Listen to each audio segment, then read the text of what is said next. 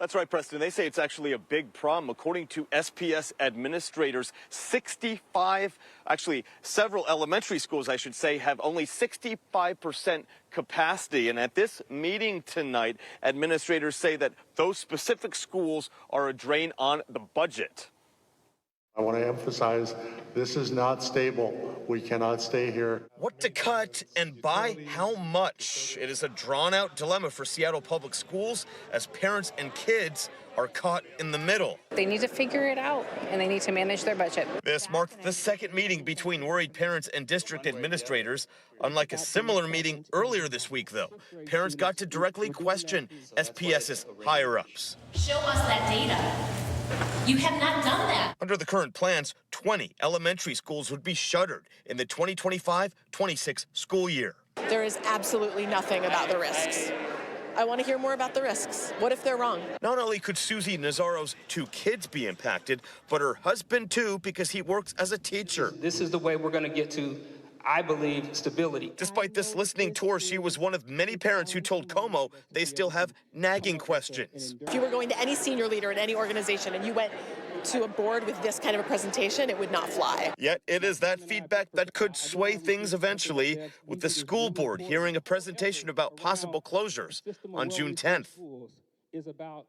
And talking about that school board, I asked some parents what they think about it. They say they are skeptical. Some said they were skeptical, pointing out that out of 7 school board members, according to them, 4 either don't have kids, or if they do have kids, those children don't actually go to school within this district. Coming to you live from Seattle tonight, Ryan Sims, KOMO News. Well, I went inside the meeting about 30 minutes ago, before it was supposed to start, I should say, and I asked to speak with Chief of Staff Dr. Beverly Redmond to see if she would have any insights on what parents are complaining about 48 hours after that first meeting.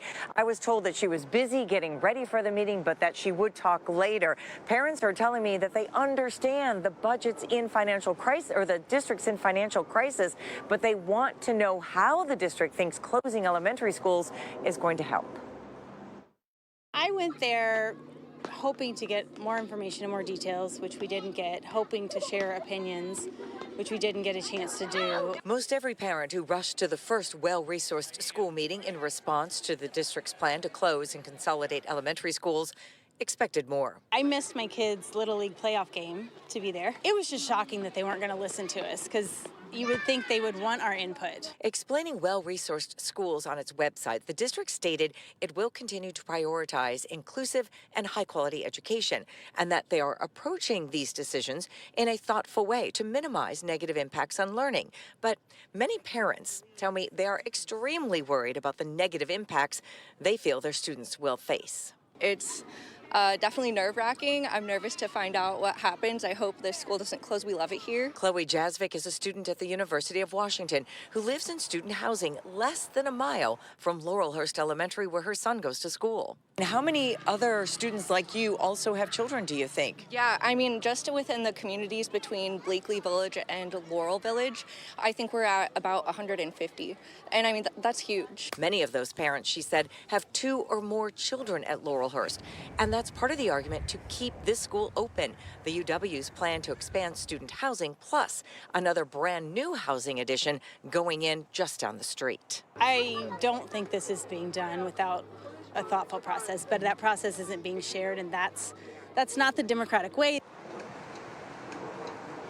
And that is what parents want to know. They just want their questions answered. Now, they were asked to RSVP for each one of these meetings and even submit questions in advance. I asked the school district for a list of those questions parents asked, and I've not gotten a response. When I was inside the meeting room earlier, I see they've also got a QR code set on every table. Again, they're collecting questions from parents, but nobody's been able to tell me yet when those answers will come out. We'll be back with more for you tonight at 11 on this very important meeting for parents. Live in Seattle, Denise Whitaker, KOMO News.